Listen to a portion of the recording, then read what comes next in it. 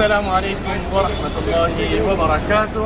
دوستان و برادران عزیز، از الله سبحانه و تعالی تمنا میکنیم، دعا طلب میکنیم که الله سبحانه و تعالی هر یک از ما و شما به اینجا و مکان مقدس برساند. چنانکه میبینین اکای دوست مراد، اکای حاجی بابا جان که معروف یعنی چغلی که اومدن، الله همان روز و ساعتی که بخواه همون روز و ساعت انشاءالله که ما و شما به اینجا و مکان مقدس میاییم. با همون خاطر انشاءالله دعاگو هستیم که خداوند هر یک از ما و شما را موفق بگردانه، با همراه پدر و مادران، با همراه همسران، با همراه فرزندان به اینجا و مکان مقدس برساند. چون میبینی اکای چنان که میبینیم که اکای دوست مراد با همراه ما هست. الحمدلله موفق بگردانه، خداوند حاجتان را قبول بگردانه و بازم نصیب کن بگردانه.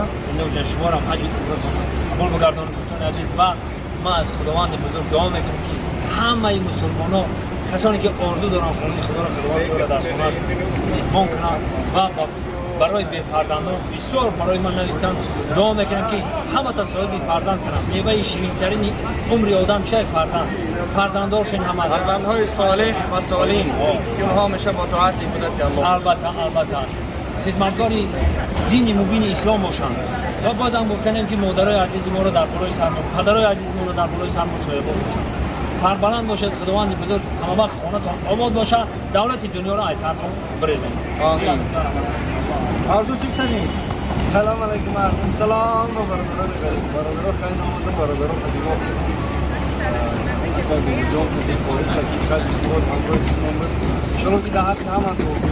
شاید که بسیاری ها در روی اکران مردم ها ببینن، فکر کنن که تکبرن، متکبرن، کبر و غرور دارن. نه، الحمدلله که هممون آدم عادیم. بعضا احیانا میشه که انسان از سبب که زندگی ده، همه انسان مشکلی داره، چه یکی بابا جان چه کرده، همه زندگی مشکل داره. نمیشه که انسان همیشه یعنی خندان باشه و تبسم نتیجه قبول کنه. دو حالت میشه که انسان یعنی بیماری داره یا که اون مشکل در زندگیش داره. از همون خاطر بعضی حالات میشه که نسترینی نداره. با خاطر استراگ استودیو تکرین ان شاء الله همش خوبه ان شاء الله که با وجود یک چیز میتونیم باشه. خود دوستان عزیز، سلام علیکم و رحمت الله و برکاته. این برادران وقتی که دوستان با خود اپنی معروف و همگی الحمدلله دیم خیر پاری استاد که الحمدلله اولش خداوند همین مردکو سبب شدن دعای نکی پدران و مادران تکرین خیر کردن و نکردن. امروز الحمدلله در خانه خدا در جایی که تمام مسلمین سرجم میارد، نگر که کسی کدام ملت باشه سرجم میشه، همجا اسلام حقیقی است. و همون خاطر ان شاء الله در حق همه دعاگو هستیم پروردگار به جای مقدس اومدن همه شما را نصیب گردونه. خدا و خداوندان کریم دنیا را تنجی کنه، پروردگار تاجیکستان ما را همه وقت گفتگو کنه، پروردگار همه وقت سربلند باشه، جای باشه نباشه ان شاء الله در خدمت پدر و مادر وطن عزیز باشه. دوستان عزیز، خوب کارینا خوب کارینا خانه خدا استوده. اللهم طهر قلوبنا من النفاق وعملنا من الرياء والسنة من الكذب واعيننا من الخيانة. اللهم ارزقنا علما نافعا ورزقا طيبا وعملا صالحا متقبلا يا رب العالمين.